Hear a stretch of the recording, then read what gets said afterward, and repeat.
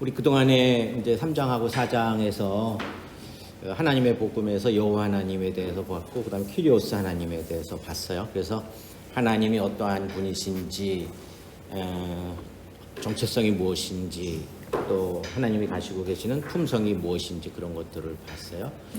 이 평신도의 복음 이야기의 구성이 그렇게 되어져 있어요. 처음에 하나님에 대해서 보고, 그 다음에 하나님의 아들에 대해서 보고, 그 다음에 하나님의 아들이 하신 일들에 대해서 보고 이렇게 진행이 돼요. 그래서 지난 3장 4장에서는 하나님에 대해서 봤기 때문에 어떻게 보면은 이제 그 서론 부분에 해당한다고 볼 수 있고, 오늘은 그 하나님의 아들에 대한 이야기를 보려고 해요. 뭐 우리가 그동안에 여러분들이 교회 다니면서 많은 이야기를 듣고 어느 정도 다 알고 있는 조각들을 이렇게 좀 모으려고 하는 거예요. 그래서 오늘은 하나님 아들의 복음에 대해서 한번 살펴보도록 하죠. 마가복음 1장 1절인데 같이 한번 읽어보죠. 시작. 하나님의 아들 예수 그리스도의 복음의 시작이라. 요거 그 전에 한번 살펴봤던 내용이긴 한데, 이 내용이 마가복음 1장 1절이면서 마가복음 전체의 내용을 포괄하고 있는 결론적인 내용이다라고 이야기를 했었죠. 그죠? 근데 거기 안에 들어있는 내용을 보면 하나님의 아들 예수 그리스도라는 표현이 나온다는 거예요. 그러면 거기 있는 내용대로 이야기를 한다면 예수님은 하나님의 아들이라고 하는 것이고, 그리고 또 그리스도라는 것을 뜻하는 거잖아요. 근데 이제 그리스도라고 하는 것은 우리가 잘 알고 있는 것처럼 세상을 구원하는 구세주를 우리가 그리스도라고 표시를 한다고 그랬는데, 우리 그렇게만 알고 있지만 그 안에 담겨 있는 또 많은 여러 가지 뜻들이 있어요. 그런 것들을 이제 살펴보도록 하고, 자, 그러면 하나님의 아들 예수 그리스도라고 했을 때 하나님의 아들이라고 하는 거는 예수님의 어떤 정체성을 이야기를 해주고 있는 거고, 그 다음에 하나님의 아들의 이름이 예수라는 이름을 가졌다는 의미고, 그건 이제 이름이 되는 거고, 그리고 예수라는 이름을 가진 하나님의 아들에게 그리스도라고 하는 별칭 아니면 다른 호칭을 붙여서 우리가 부르고 있게 되는 거죠. 그러니까 이 세 가지가 사실은 다 중요해요. 그리고 세 가지를 우리가 별도로 다 살펴봐야지 돼요. 그래야지만 하나님의 아들 예수 그리스도가 무엇을 의미하는지를 우리가 파악할 수 있기 때문에 그래요. 그래서 이제 오늘은 하나님의 아들이라고 하는 부분에 대해서만 한번 살펴보려고. 우리가 보통 아들, 유대인들이 아들이라고 이야기를 하면, 이것도 그전에 한번 잠깐 이야기를 했지만, 아버지와 본질이 같은 자라는 의미를 이야기를 해요. 아버지와 본질이 같다 그러면 사실 그것을 이렇게 받아들이기가 좀 어려울 수도 있지만, 장자의 경우는 그 가족에서 장자를 아버지처럼 생각한다는 거예요. 아버지로서 대한다. 아버지가 돌아가시게 되면 그 장자가 그 아버지로서의 역할을 그대로 다 하고 있기 때문에, 그러나 다만 아버지가 살아계시기 때문에 장자로 존재하는 것 뿐이지, 아버지가 안 계시면 장자가 다시 아버지가 된다는 의미가 되는 거죠. 그러니까 그러한 이제 정체성에 대한 이야기고, 그 다음에 아버지의 상속자, 아버지의 기업을 물려받을 자라는 의미를 가지고 있다고 그랬어요. 여기는 아버지의 상속자라고 하는 것은 아버지가 가지고 있는 그 가정에 대한 모든 권세와 권한을 아들이 그대로 다 가지게 된다는 의미를 되는 거고, 그리고 세 번째는 아버지께 생명을 받아서 또 자손에게 전해주는 자라는 의미가 있다고 그랬어요. 그런데 그 아들을 우리 본문에서는 하나님의 아들이라고 한다는 거예요. 그러면 그러한 아들로서의 어떤 그 특징을 나타내는 그 어떤 사람이 누구의 아들이냐를 했을 때, 그 누구에게 우리에게 관심이 가는 거는 지금 당연한 거예요. 보통 뭐 대통령의 아들 그러면은 그 아들에게 관심도 있지만 그 사람의 아버지가 대통령이라는 그런 사실에 대해서 우리가 많이 관심을 갖게 되잖아요. 근데 이제 오늘 예수님을 얘기할 때 하나님의 아들이라고 했다. 그러면 우리가 그 하나님에 대한 그 관심을 갖는 게 당연한 거죠. 그건 뭐 여태까지 우리가 했던 얘기야. 자, 그렇다고 그러면 하나님에 대해서는 어떻게 살펴봤고, 예수님은 아들이 의미하는 것처럼 예수님은 하나님과 본질이 같은 자인 정체성을 가지고 계시는 거고, 그리고 하나님이 창조주이시고 전능자이고 절대자이신 분이기 때문에 그 하나님의 상속자라고 하면 하나님이 창조하신 만물에 대한 권세와 권한을 가지고 계시다는 것을 이야기를 하고, 예수님이, 그리고 아버지께 생명을 받아서 전해주는 거기 때문에 하나님의 생명을 가지고 계시고 하나님의 생명을 또 전해주는 자가 되겠죠. 근데 하나님의 생명은 우리가 생각하는 그 일반 그 육체적인 생명이 아니라 영적인 생명, 영원한 생명을 이야기하는 거니까 예수님은 하나님의 생명, 영생을 전해주는 자다. 그렇게 이야기할 수 있어요. 거기에 대한 관련된 구절들을 한번 보도록 하죠. 요한복음 3장 34, 35절인데 같이 한번 읽겠습니다. 시작. 하나님이 보내신 이는 하나님의 말씀을 하나니 이는 하나님이 성령을 한량없이 주심이니라. 아버지께서 아들을 사랑하사 만물을 다 그의 손에 주셨으니. 이제 하나님의 아들이라고 하는 것이 무엇을 의미하는지를 우리가 이제 말씀 운동을 찾아서 이제 보려고 하는 거예요. 자, 여기 본문에 보면 하나님이 보내신 이라는 의미를 하고 있죠. 예수님에 대해서 이야기를 하는데, 근데 그 예수님에 대해서 이야기를 하면서 하나님의 성령을 한량없이 가지신 거죠. 하나님이 주셨기 때문에. 자, 그러면 하나님의 성령을 한량없이라고 하는 건 전부 다라는 의미예요. 어떤 제한이 없이 줬다는 거니까. 하나님의 영을 그대로 다 가지고 계시는 분이에요. 우리 여러분들 각자가 가지고 있는 어떤 생각이나 성품이나 어떤 생명이나 그런 것들 다 가지고 있는 사람은 그 사람 자기밖에 없잖아요. 다른 사람에게 자기 그런 걸 줄 수는 없죠. 그래서 이제 하나님의 성령을 한량없이 주셨다, 가지신 분이 예수님이라고 하는 이야기를 하고 있고, 그렇기 때문에 하나님의 정체성과 성품을 예수님이 다 가지고 계신다라는 얘기예요. 하나님의 권세를 가지고 있어요. 왜냐하면 만물을 다 그의 손에 주셨기 때문에. 자, 그런데 여기서 우리가 이제 조금 생각해 봐야 될 거는, 아버지께서 아들을 사랑해서 만물을 다 그의 손에 주셨기 때문에 만물을 다스릴 수 있는 권한을 가지고 있다는 것은 우리가 이해할 수 있어요. 그런데 거기에다가 우리가 무엇을 더 생각해야 되냐면, 만물을 대신할 수 있는 권한을 가지고 있다는 걸 우리가 기억해야 돼요.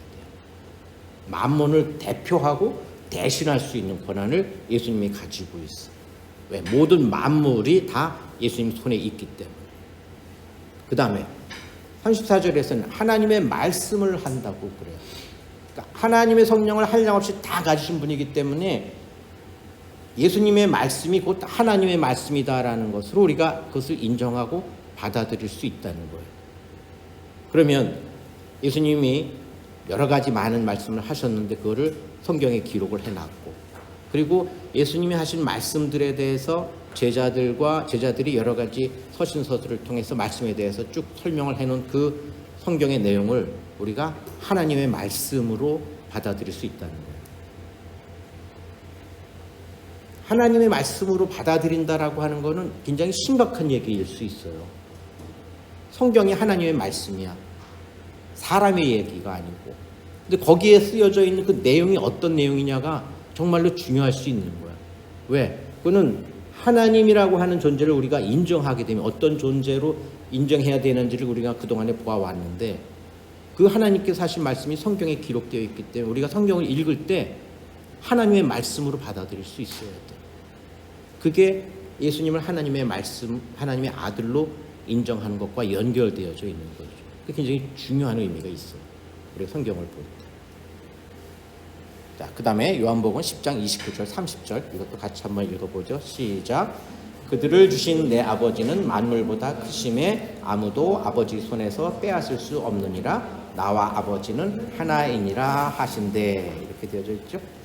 자, 여기 보면 30절에 나와 아버지는 하나이니라 하신대 이렇게 나와 있어요. 우리가 그 지난 시간에 유일하신 하나님에 대해서 이야기할 때 유일하다, 하나라고 하는 것에 대한 그 히브리 단어 중에 헤이스, 하나라는 단어, 헤이스라는 단어가 있다고 그랬는데, 여기에서 나와 아버지는 하나이니라고 했을 때 하나에 대해서 헤이스라는 헬라어 단어를 썼어요. 근데 이거는 어떤 의미를 가지고 있냐면, 하나이지만 그 안에는 나뉘어질 수 없다라는 의미를 가지고 있어요. 하나로서 완전한 거야. 나뉘어지면 하나가 안 되는 거예요. 나눠질 수 없다. 그런데 그 단어를 이야기를 하면서 예수님께서 나와 아버지는 하나란 말이에요. 그러면 예수님과 하나님을 분리할 수 없다는 말이에요. 나뉘어질 수 없다는 거예요. 예수님은 하나님의 성령을 한없이 다 그대로 가지신 분이에요. 그렇기 때문에 분리가 되면 안 되는 거죠. 예수님께서 직접 그렇게 말씀을 하신 거예요. 그럼 우리가 살펴본 하나님의 정체성과 성품, 하나님의 권세, 하나님의 성령, 하나님의 말씀, 그런 것들은 사실은 하나님께 있는 거죠. 그거를 나와 아버지는 나눠질 수는 하나이기 때문에 그 모든 것이 다 예수님에게 있다라는 걸 이야기를 해주고 있어요. 이번엔 요한복음 14장 8절에서 10절인데 이것도 같이 한번 읽어보죠. 시작. 빌립이 이르되 주여 아버지를 우리에게 보여주옵소서 그리하면 족하겠나이다. 예수께서 이르시되 빌립아 내가 이렇게 오래 너희와 함께 있으되 내가 나를 알지 못하느냐. 나를 본 자는 아버지를 보았거늘 어찌하여 아버지를 보이라 하느냐. 내가 아버지 안에 거하고 아버지는 내 안에 계신 것을 내가 믿지 아니하느냐. 내가 너희에게 이르는 말은 스스로 하는 것이 아니라 아버지께서 내 안에 계셔서 그의 일을 하시는 것이라. 이건 이제 빌립하고 예수님과의 대화죠. 예수님의 이제 제자 중에 빌립이 있는데 빌립이 예수님에게 물어본 거예요. 아버지를 우리에게 보여주옵소서. 여기서 말하는 아버지는 하나님 아버지를 이야기를 하겠죠. 예수님이 하나님을 아버지라고 앞뒤로 이렇게 부르니까. 그래서 예수님한테 그러면 하나님을 보여주십시오라는 말이 아버지를 보여달라는 얘기예요. 자신들에게 보여주십시오. 그러면 좋겠습니다. 자기네도 하나님이 어떠한 분이신지 알고 싶으니까. 그랬더니 예수님이 뭐라고 대답을 하냐면 빌립아 내가 이렇게 오래 너희와 함께 있을 때 그러니까 빌립뿐 아니라 다른 제자들과 예수님이 같이 다니면서 또 예수님의 말씀도 듣고 같이 이렇게 하면 또 여러 가지 행동을 하면서 오랫동안 같이 지냈죠. 그렇게 같이 지내고 있으면서도 내가 나를 알지 못하느냐. 내가 누군지를 너네가 아직 모르고 있구나. 그러면서 나를 본 자는 아버지를 본 것인데 어떻게 아버지를 보이라고 그러느냐. 예수님이 그렇게 대답을 하세요. 아까 예수님이 나와 아버지는 하나라고 그랬어요. 그런데 제자가 예수님한테 아버지를 보여달라고 그러니까 예수님 입장에서는 황당한 거지. 나와 아버지는 하나라고 그러는데 또 보여달라고 그러니까. 제자들이 예수님을 볼 때에 예수님의 정체성을 정확하게 깨닫고 있지 못했었다는 것을 이야기해 주시죠. 그런데 예수님의 대답은 정확하게 깨달아야 된다라는 걸 얘기를 하고 있는 거예요. 예수님, 하나님의 아들인 예수님이 어떠한 존재인지를 우리가 정확하게 보고 알고 인정하고 받아들여야 된다는 거예요. 그리고 자기에게 적용시킬 수 있어야 된다는 거예요. 그것이 하나님의 아들을 아는 거예요. 그러면서 예수님이 뭐라 그러냐면 내가 아버지 안에 거하고 아버지는 내 안에 계시다. 그건 네가 믿지 아니하느냐. 그러면서 내가 너에게 이르는 말이 아버지께서 내 안에 계셔서 그의 일을 하시는 것이다 라고 이야기를 하고 있어요. 내가 아버지 안에 거하고 아버지는 내 안에 계신다라고 하는 것은 나와 아버지는 하나라는 의미가 되겠죠. 나뉘어질 수 있는 게 아니다. 그런데 내가 지금 믿지를 않고 있구나. 내가 분명히 나와 아버지는 하나라고 이야기를 하고 있고 아버지가 내 안에 계셔서 모든 걸 한다라고 이야기를 하고 있는데 내가 지금 믿지 않고 있구나. 그러니까 나를 보면서 또 아버지를 보여달라고 하는 거 아니냐 라는 말이죠. 그러면 우리가 하나님에 대해서 봤고 여호와 하나님에 대해서 봤고 큐리오스 하나님에 대해서 봤어요. 이제는 그 하나님의 아들을 예수님에 대해서 이야기를 하려고 그래요. 우리한테 예수님을 하나님의 아들로 인정하려면 뭐가 있어야 돼요? 믿음이 있어야 돼요.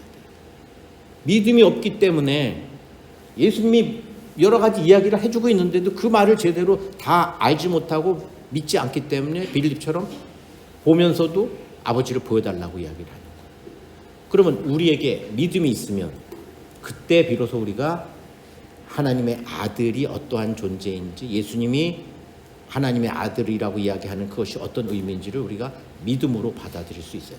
우리 인간적인 생각으로 받아들이려고 하면은 여러 가지 많은 것들을 우리가 상식으로 이렇게 저렇게 생각을 하게 되죠.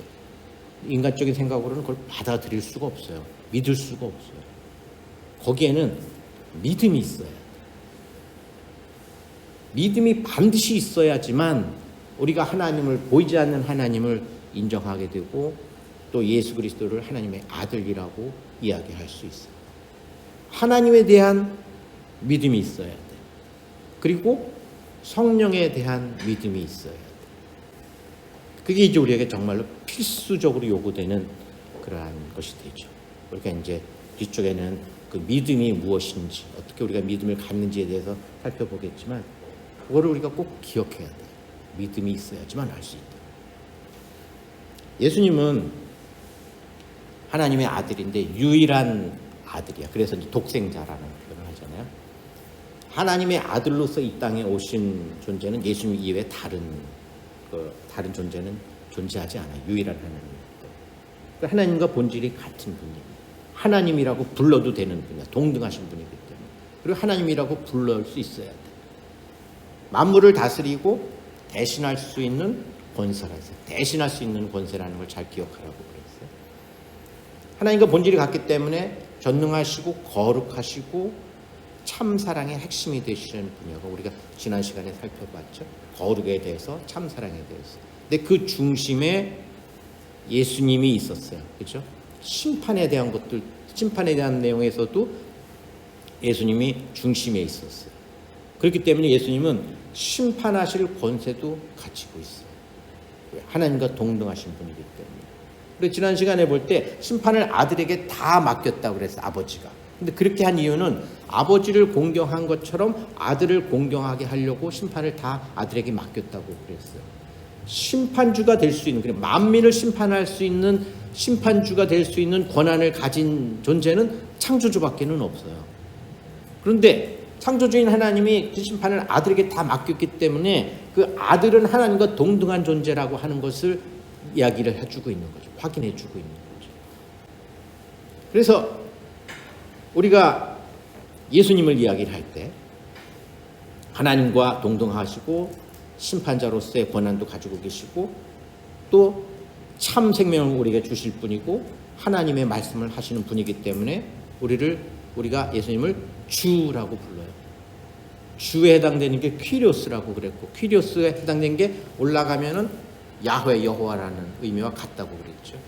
주 예수 그리스도라고 부르는 거는 하나님이신 예수 그리스도라는 거야. 의미는 같은 거예요. 그래서 여러분 목사님들도 그렇게 이야기를 하시지만 예수님을 표현할 때 육신을 입고 오신 하나님이라는 표현을 써요. 육신을 입고 오신 하나님이에요.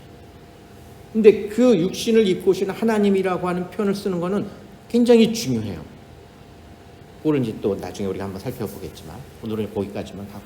자, 그래서 예수님을 볼 때 우리가 하나님이라고 부를 수 있다고, 하나님이라고 동등한 존재라고 우리가 인정할 수 있다라고 한다면, 그러면 우리가 예수님을 대할 때 어떠한 마음으로 대해야 되는지는 여러분들 생각할 수 있을 거예요. 여러분들이 하나님을 어떻게 대하시는지에 따라서 예수님도 똑같이 그렇게 대할 수 있어야 되는 거죠. 마태복음 16장 13절에서 17절인데 이것도 천천히 같이 읽어보죠. 시작. 예수께서 빌립보 가이사랴 지방에 이르러 제자들에게 물어 이르시되 사람들이 인자를 누구라 하느냐? 이르되 더러는 세례 요한, 더러는 엘리야, 어떤 이는 예레미야나 선지자 중의 하나라 하나이다. 이르시되 너희는 나를 누구라 하느냐? 시몬 베드로가 대답하여 이르되 주는 그리스도시요 살아계신 하나님의 아들이시니이다. 예수께서 대답하여 이르시되 바요나 시몬아 내가 복이 있도다. 이를 내게 알게 하는 이는 혈육이 아니요 하늘에 계신 내 아버지시니라. 예수님이 이제 제자들을 데리고 이제 여기저기 여행을 다니시면서 말씀도 전하고 설교도 하고 그렇게 하셨죠.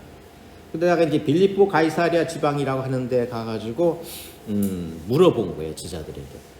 주위 사람들, 우리가 이제 예수님과 제자들이 같이 다니지만 제자들과 예수님이 아닌 다른 유대인들, 주위 사람들을 이야기를 하겠죠. 사람들이 인자를 누구라 하느냐. 여기서 인자는 예수님이 자기 자신을 나타낼 때 인자라는 표현을 많이 쓴다고 그랬죠. 사람들이 나를 보고 뭐라고 하더냐라고 물어보니까 이제 여러 제자들이 있을 테니까 그 중에서 이야기를 하는데 어떤 사람은 세례 요한이라고도 합니다. 예수님을 보고. 어떤 사람은 엘리야라고도 합니다. 엘리야는 선지자의 대표적인 인물이죠. 어떤 이는 예레미야나 혹은 선지자 중에 하나라고 사람들이 그렇게 얘기를 합니다. 그러니까 사람들이 예수님을 볼 때 그렇게 본다는 거야. 세례 요한이나 아니면 엘리야나 예레미야나 그런 선지자 중에 하나 정도로 보고 있다라는 거죠. 그때 예수님이 물어본 거죠. 제자들에게. 너희는 나를 누구라 하느냐? 너희들이 나를 어떻게 보고 있느냐? 어떤 존재로 보고 있느냐? 사람들은 나를 그러한 여러 선지자 중에 하나 정도로 보고 있는데 그렇다면 너희는 나를 어떻게 보고 있느냐? 라고 물어보시는 거예요. 그때 시몬 베드로가 아주 유명한 대답을 하죠. 주는 그리스도시요 살아계신 하나님의 아들이십니다. 라고 베드로가 대답을 하죠. 그랬더니 예수님이 그 대답을 듣고 칭찬을 하시죠. 내가 복이 있구나. 그런데 이것을 내게 알게 하니는 혈육이 아니요 하늘에 계신 아버지다라고 이야기를 해요. 혈육이 아닌 하늘에 계신 아버지가 알게 한다는 얘기는 인간적으로는 그것을 알 수 없다는 거야. 하나님이 알게 해주셔야지만 알 수 있다라. 오늘 이 본문의 말씀은 너희는 나를 누구라 하느냐라고 제자들에게 물어봤지만 지금 오늘 우리들에게 예수님이 똑같이 물어보고 계셔요. 지금 여러분들은 예수님을 누구라고 생각하십니까? 라고 성경이 지금 우리들에게 물어보고 있어요. 그러면 여러분들이 자기 자신에게 한번 물어봐야 돼요. 나한테 예수님은 누구입니까? 여러분들이 스스로에게. 나와 예수님은 어떤 관계입니까? 라고 물어보면 어떤 사람이 여러분들에게 당신에게 예수님은 어떤 존재입니까? 당신하고 예수님은 무슨 관계예요? 얼마만큼 알고 있어요? 라고 물어본다면 그것을 지금 성경에서 물어보고 있습니까? 어떻게 대답할 수 있어요, 여러분들이? 알아야 되잖아요. 하나님에 대해서 알아야 되고 예수님에 대해서 알아야 되고 그 알고 있는 내용을 우리가 믿고 인정하고 나에게 적용이 돼야지 나한테 예수님은 이러한 분입니다. 나와 예수님은 이런 관계에 있습니다. 나는 예수님에 대해서 이렇게 알고 있어요 라고 대답할 거 아니에요. 우리가 그동안에 본 내용으로 보면 예수님은 퀴리오스이고 여호와와 동등한 존재라고 이야기를 했어요. 나에게 예수님은 누구입니까? 라고 물어봤으니까 나의 생명이고 나에게 생명을 주신 분이고 나의 생명의 주인이고 나의 삶의 주인이고 내 영혼의 주인입니다 라고 인정할 수 있어야 되는 거예요. 그리고 나를 구원하실 유일하신 분이 예수님이다 라고 하는 것을 인정할 수 있어요. 그리고 우리가 그동안에 여호와 하나님 편에서 쭉 보아왔던 것처럼 나를 인도하시고 도우시고 보호하실 분이라고 인정할 수 있어야 돼요. 그리고 영원토록 나의 삶 속에서 나와 함께 하실 분이라고 하는 것을 인정할 수 있어요. 그러한 내용을 인정한다면 다는 아니지만 이야기하는 이러한 내용들만 인정한다라고 하면 그때 우리는 어떻게 고백할 수 있어요? 예수님은 나의 주인이고 그리스도이십니다. 그리고 하나님의 아들입니다. 라고 고백할 수 있어야 돼요. 왜? 이러한 내용들을 알고 인정하고 자기에게 적용될 때 그 고백이 나올 수 있기 때문에. 또 역으로 당신에게 예수님 누구입니까? 라고 하면 예수님이 너에게 나는 누구냐? 라고 물어보면 베드로처럼 주님은 그리스도시고 하나님의 아들이십니다. 라고 고백할 수 있어요. 그것을 고백하는 것은 아까 우리가 살펴본 그 내용을 인정하는 거예요. 주는 그리스도의 하나님의 아들이십니다라고 하는 그 말 안에 우리가 지금 보고 있고 또 앞으로 볼 모든 내용들이 그 안에 다 들어있는 거예요. 그렇게 될 때에 예수님이 나의 주가 될 수 있는 거예요. 퀴리오스, 주님이 될 수 있는 거예요. 그리고 나와 예수님과의 관계가 명확하게 정립이 되는 거예요. 우리 자신에게 그러면 물어봐야 돼요. 우리가 예수님에 대해서 주님은 그리스도시고 하나님의 아들이십니다라고 고백한다면 그럼 나는 지금 어떻게 살고 있나? 내가 지금 잘 살고 있나? 나와 예수님과의 관계가 이렇게 딱 이러한 관계에 있는데 그 관계 속에서 이제 나의 삶이 이렇게 나가야 되는데 나는 지금 무엇을 위해서 살고 있나? 어떤 마음과 어떤 생각을 가지고 살고 있나? 어떻게 살아야 하는가를 우리 스스로에게 질문할 수 있어야 돼. 그리고 거기에 대한 답을 찾기 위해서 노력할 수 있어야 돼. 노력해야 돼. 근데 그건 노력만으로는 안 돼요. 기도해야 돼요, 하나님께. 왜냐하면 이를 내게 알게 하니는 혈육이 아니요 하늘에 계신 아버지다라고 이야기를 했어요. 이를이라고 하는 것은 주는 그리스도시요 하나님의 아들이십니다라고 고백한 베드로의 고백, 그것을 고백할 수 있는 것은 그거는 인간적으로 할 수도 있는 게 아니다. 하나님이 그러한 내용 고백할 수 있는 그러한 것을 알게 하고 믿음을 주실 때에 그렇게 고백할 수 있다라고 예수님이 말씀하신 거예요. 그럼 우리는 어떻게 해야 돼? 하나님께서 그렇게 할 수 있는 고백을 할 수 있는 그러한 말씀에 대한 이해와 믿음과 자기에 대한 적용이 될 수 있도록 하나님께서 도와주십시오라고 기도를 해야 되죠.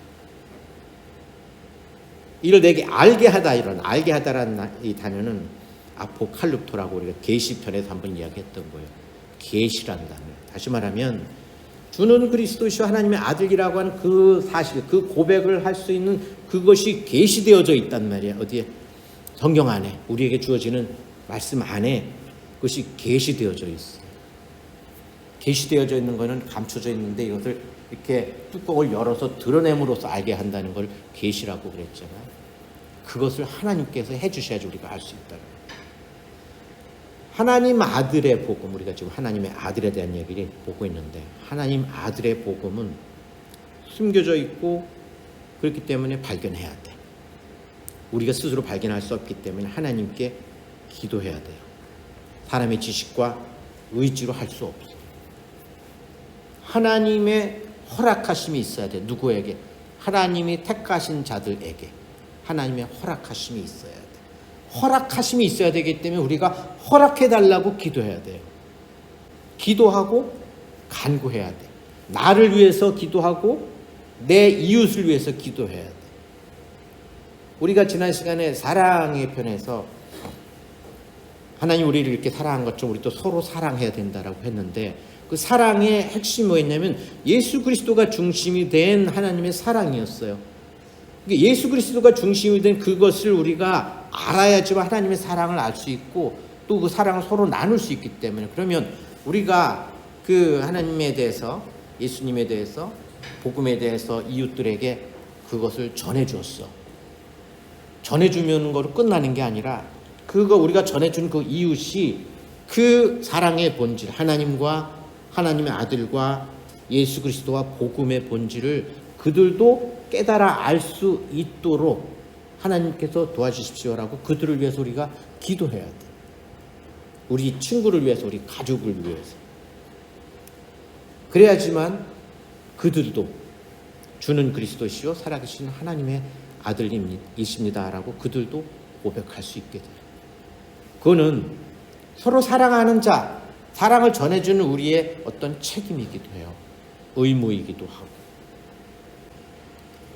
마태복음 11장 25절에서 27절 같이 한번 읽어보죠. 시작.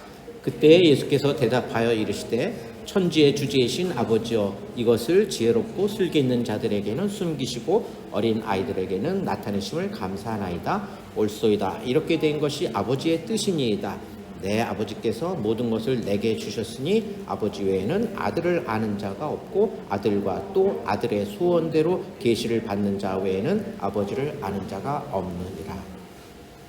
이것도 우리가 계시편에서 한번 살펴본 내용이긴 한데 25절을 보면 이것은 이제 계시에 담겨 있는 내용이라고 그랬죠. 이것을 어떤 사람에게는 숨기고 어떤 사람에게는 나타낸다. 그런데 그렇게 하는 주체가 누구냐면 아버지가 그렇게 한단 말이에요. 아버지가 그 계시적 본질을 어떤 사람에게는 숨기고 어떤 사람에게는 나타내. 그런데 그것을 갖다가 뭐라고 이야기를 하냐면 26절에 옳소이다. 이렇게 된 것이 아버지의 뜻이니다라고 그래요. 다시 말하면 계시적 본질 또 복음의 본질을 계시에서 드러내서 알게 해주는 거. 어떤 사람에게는 알게 해주고 어떤 사람에게는 그 아는 것을 허락하지 않음으로써 알지 못하고 그냥 그대로 있는게 하는 그것이 아버지의 뜻이란 말이에요. 그런데 아버지의 뜻인데 27절에서 뭐라 그러냐면 내 아버지께서 모든 것을 내게 주셨으니 이제는 아들의 소원대로 계시를 받는 자 외에는 아버지를 아는 자가 없다고 그래요. 계시적 본질, 복음의 본질, 우리가 보고 있는 하나님의 아들에 대한 예수님에 대한 이런 내용들을 나타내는 것이 아버지의 뜻이었었어요. 그런데 아버지께서 모든 것을 예수 그리스도에게 주셨어요. 그러면 이제는 예수님이 아버지의 그 모든 것들을 다 그대로 물려받아서 아니면 동등한 분이시기 때문에 그대로 다 가지고 계신단 말이에요. 그래서 아버지의 뜻이 뭐냐면 이제는 아들의 뜻이 돼버린 거예요. 그래서 아들의 소원대로 계시를 받는 자가 안다고 그래요. 그러면 예수 그리스도를 하나님의 아들로 인정한다라고 하면 그 하나님의 아들인 예수님이 아버지께 받은 모든 권한과 그대로 다 가지고 있는 그 뜻을 따라서 자기의 뜻대로, 자기의 소원대로 예수 그리스도를 하나님의 아들로 인정하는 자들에게 계시의 본주를 알 수 있기를 예수님이 소원하고 계신다. 뜻이라는 말에서 더 나아가서 소원한다라는 말을 표현을 했어요. 간절히 원하고 있단 말이야. 누가? 하나님께 택함을 받은 자들이 하나님과 예수 그리스도의 관계에 대해서, 하나님에 대해서, 하나님의 아들이 원하는 것에 대해서, 계시와 복음의 본질에 대해서 잘 알고 정확하게 알고 올바로 알고 믿을 수 있도록 예수 그리스도께서, 우리 주님께서 그것을 정말로 원하고 계신다는 거예요. 그러면 우리는 이제 기도할 수 있어요. 왜? 원하고 계시는 그것이 아버지의 뜻이고 예수님의 뜻이면 우리가 기도란 단어를 쓸 때, 우리가 하나님께 기도할 때 하나님이 원하시는 것과 내가 원하는 것 서로 이렇게 교환한다는 의미가 있다고 그랬어요. 하나님의 뜻이고 예수님의 뜻이야. 그럼 그것이 나의 뜻이 되고 그것을 하나님께 기도할 수 있어요. 뜻이고 소원한다라고 하는 것은 내 뜻이 이거고 내가 소원하는 건 이거야라는 게 아니라 그 뜻과 소원하는 것을 반드시 이루겠다라고 하는 하나님의 의지와 약속이기도 해요. 그걸 누구에게 이루겠다라고 하면 우리에게 이루겠다고 한다. 그러니까 우리가 기도할 수 있어야 돼요. 기도해야 돼요. 그리고 하나님은 반드시 응답하실 거예요. 왜? 그것이 하나님의 뜻이고 예수님의 소원이기 때문에. 그러면 우리가 아버지와 아들을 알게 되고 하나님의 아들이 의미하는 바가 뭔지를 알게 되고 복음에 대해서, 하나님이 하신 일에 대해서 우리가 성경을 통해서 보면서 서로 이렇게 살펴본 내용들을 이제 우리가 마음으로 받아들이게 되고 인정하게 되고 믿게 되고, 그러한 일들이 이제 우리들에게 점점 더 쌓이고 그렇게 되고. 그래서 앞으로는 이제부터는 하나님의 아들이신 예수 그리스도께서 하신 일에 대해서 살펴볼 거예요. 하나님에 대해서 살펴봤고 하나님의 아들인 예수 그리스도라는 것이 어떠한 분이 어떠한 존재인지 살펴봤기 때문에, 그럼 예수님이 이 땅에 오셔서 하신 일은 하나님이 하신 일이에요. 그러니까 그 내용이 무엇인지 우리가 정확하게 알고 파악해야 돼요. 왜냐하면 영생은 유일하신 참 하나님과 그가 보내신 자 예수 그리스도를 아는 것이라고 이야기를 했어요. 참 하나님과 그가 보내신 자 예수 그리스도를 안다라고 하는 것은 하나님에 대해서 그냥 알아, 예수님에 대해서 알아라고 하는 것이 아니라 하나님이 어떠한 존재이신데 어떠한 일을 하셨고 예수님이 어떠한 존재이신데 어떠한 일을 하셨고 그 일이 나에게 어떠한 의미가 있는지를 알고 믿고 받아들이는 거가 아는 거라고 그랬잖아요. 근데 그게 영생하고 연결된다고. 그럼 우리는 어떻게 해야 돼? 그것을 정확하게 알아야 돼요. 예수 그리스도에 대해서, 예수 그리스도께서 하신 일의 의미가 뭔지, 본질이 무엇인지를 정확하게 알고 있어야 돼. 반드시 알아야 돼. 모르면 영생이 없는 거예요. 있는 그대로 얘기를 하면. 근데 그게 사실이에요. 하나님께서 성경에서 그렇게 말씀하셨기 때문에. 근데 우리가 그걸 알려면 하나님께서 알게 해주셔야 돼. 그래서 기도해야 돼. 먼저 우리에게 주신 성경 말씀이 있으니까 성경 말씀을 통해서 확인해야 돼. 우리가 성경을 보고 같이 이렇게 여러분들하고 이야기를 하는 거는 성경에 대한 지식을 얻는 것이 목적이 아니에요.